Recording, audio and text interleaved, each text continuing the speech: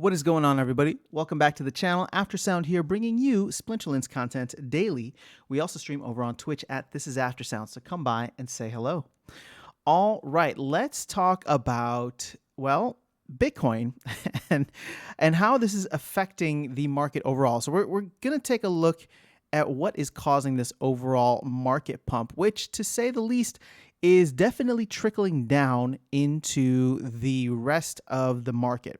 So as you can see here, Bitcoin is up almost 15% on the 7-day. And the question that we are all asking ourselves is this a real pump? Is this another leg up in this bull run? And can this be sustainable to reach new all-time highs? Well, in order to unpack that, the first thing we need to do is look at what is the catalyst right now.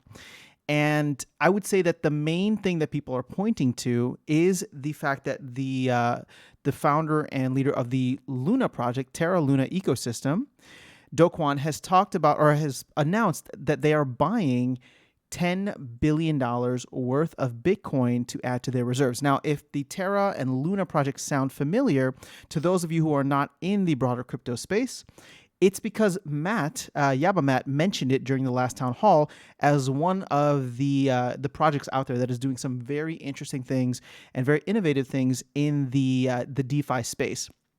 Now, I'm a big fan of Luna, and it's the Terra ecosystem. Luna is the name of the coin, and the stable coin that they have is UST. So that is something that I have been following actually since maybe the middle portion of last year, and it's performed incredibly well, actually, when you think about it. It's not too far off from its all-time highs, considering where the rest of the market is. So this is the Terra project right here. I'm just curious to see what the all-time high was $103. So it is not very far away from its all-time highs, whereas a lot of other projects are still kind of recovering from the massive drop after following last November. So the whole point of this is not really to dig into the Terra and Luna ecosystem, but it's something that is interesting to me. I'm obviously trying to dig into what the relationship is potentially between Terra, Luna, and what Matt is trying to do. So if that's something that you guys want me to cover more, or at least give my thoughts on, I will. Just let me know in the comments below. For the purposes of this video, though, we don't really need to dig into the tokenomics behind Terra, the Terra ecosystem, and Luna and UST. The purposes of this video is to say, well, what they are doing, and here's here's something, just a little news clip that I can share with you. What they're doing in terms of building a reserve asset to back their tokens, both Luna and the UST platform or UST stablecoin. They're buying $10 billion worth, and that is not a small amount of money. And a lot of people are trying to front run this. A lot of people, at least from the last that I've heard, and this was maybe about 18 or 24 hours ago, sometime yesterday, they've only so far bought about $1 billion, which means that there's still $9 billion worth for them to buy. Now, when this was announced, you can see what has happened on the 7-day. I mean, this thing has moved from the low 40s, and now you can say we're kind of flirting with 48,000. I don't know if we actually hit 48 yet, but we're up there, and it's been this steady rise as more and more people jump in. So the question is this something that is sustainable? And the reason that I'm bringing this up, again, I know we're going deep into the whole crypto side of things, but what ends up happening is that whatever Bitcoin does, it filters down to the rest of the market. And SPS, to a certain extent, has decoupled from Bitcoin in certain cases where SPS continues to drop because there's just way too much sell pressure on it. But you can even see here, in the past 24 hours, we are up 6%, almost 7%, which, for SPS to be up significantly, I mean, even just jumping from 10 cents to 11 cents, that's over a 10% jump. This is something that is worth noting, right? This is something that is worth thinking about and saying, well, if we are expecting Bitcoin to go higher, is this something that will trickle down into SPS?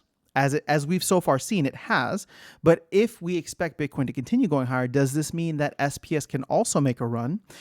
And looking at the other token here, is this something that can carry DEC as well? Now, DEC on the 7-day is still very much down, but again, this 7-day includes the town hall last week in which they said that DEC is going to be a stable coin. But keep in mind, there's a lot of people out there who are very bullish on DEC still moving up. And like I said, there's still 4 months between now and the end of the airdrop. So I think even the video that I posted yesterday, I bought a significant amount of DEC for myself. And when I say significant, it's significant for me.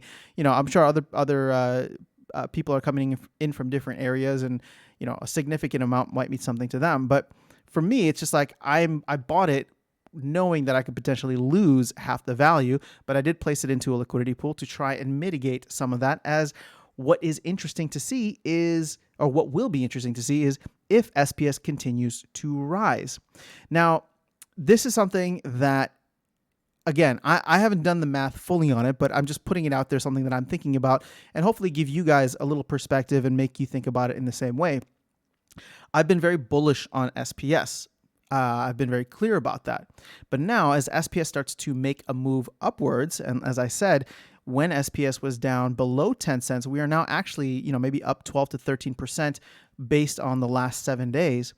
If SPS is going to continue to go higher following the market, whereas DEC may continue to stay the same, relatively the same, or continue to fall due to the inflationary pressures pushing down on it, then maybe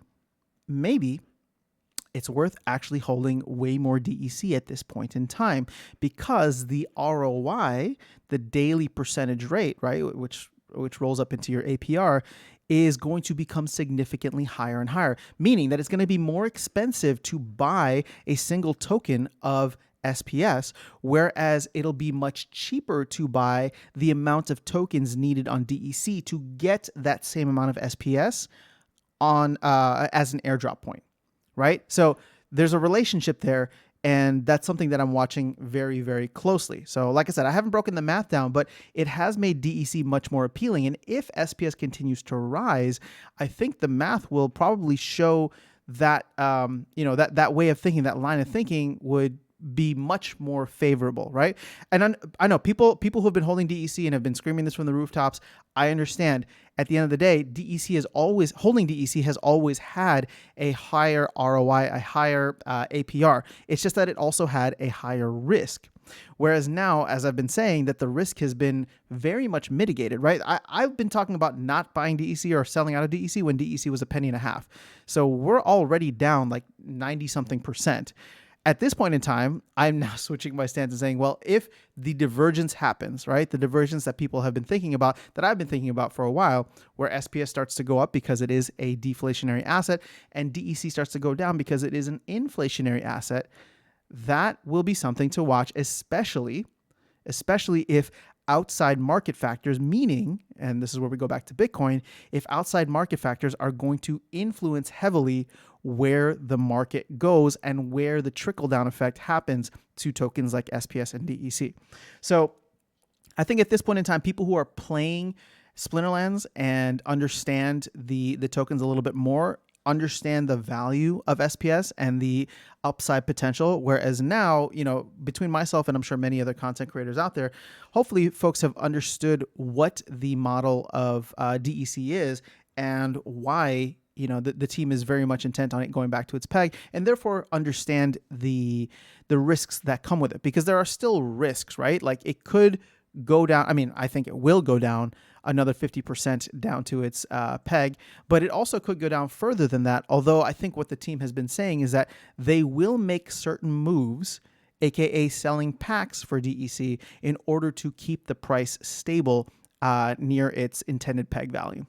So the long answer to this, and this is the answer to everything, is nobody knows if this is sustainable or not. Once Terra finishes buying the amount of Bitcoin that it needs, will that be enough of a trajectory to really propel us to all-time highs? Will maybe even the 9 billion that they need to buy, will that push us back into the 60K region?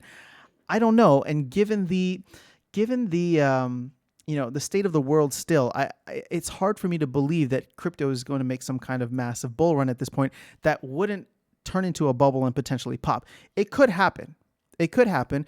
And if it does become a bubble, who knows how high that bubble can go, right? Just realistically speaking.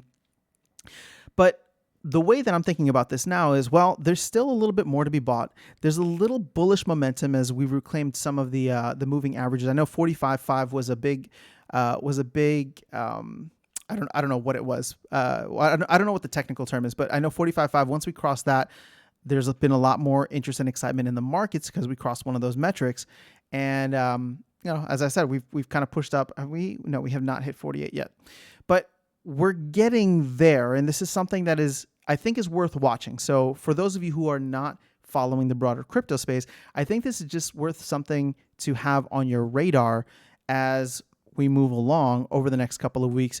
Again, I'm being cautious, and the way that I'm going to play this is not financial advice, but the way that I'm going to play this is if we start to move up in value, right? If we start to move up and do things like that, I think it would still be prudent to be taking some profits along the way.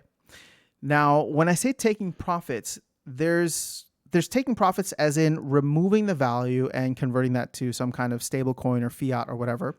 And you can do that, and I'm not saying that that's the wrong thing, and I will actually be doing some of that myself.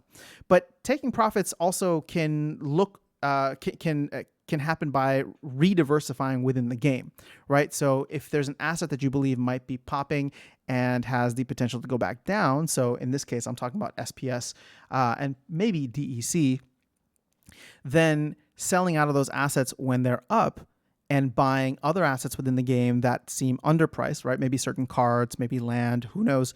It really just depends on what you're looking for. Then that could be a way of taking profits and then rediversifying within the game.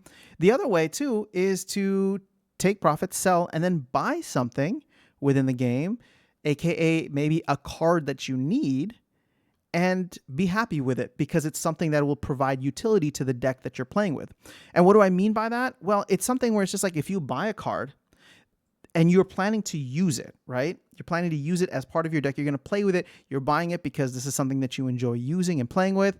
Then you don't really care that much if it falls 50% in value because it's still giving you utility by being an integral part of your deck. So what I'm trying to say is that part of the way that you could essentially take profit is to sell into cards or other, maybe land if you feel that way about land, but I still think land is very speculative.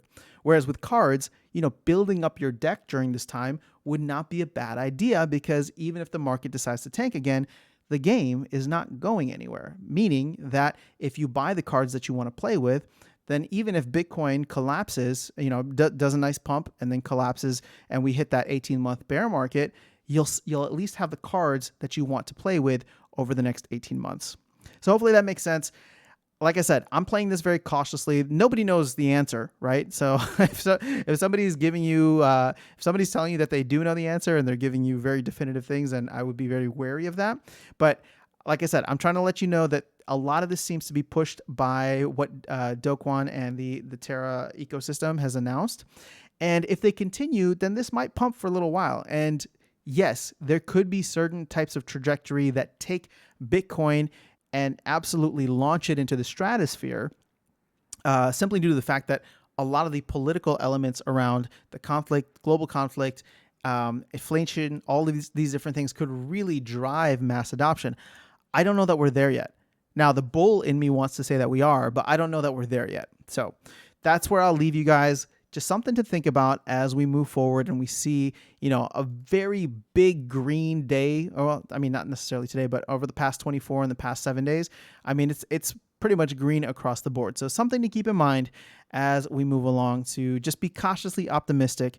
But hopefully, if we do make a big run, that does filter down into Splinterlands and brings more people into the game.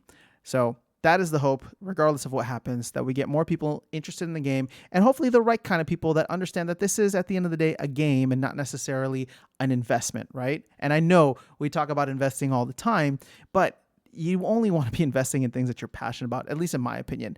So if people are coming in and just trying to withdraw or extract value, they're not going to be the long-time people that we need in this game. So hopefully we do attract more interest, and you do have to cast a wide net for that. because we want the people who are going to stick around even when we go back into the eventual bear market, and we will if we're not in it already.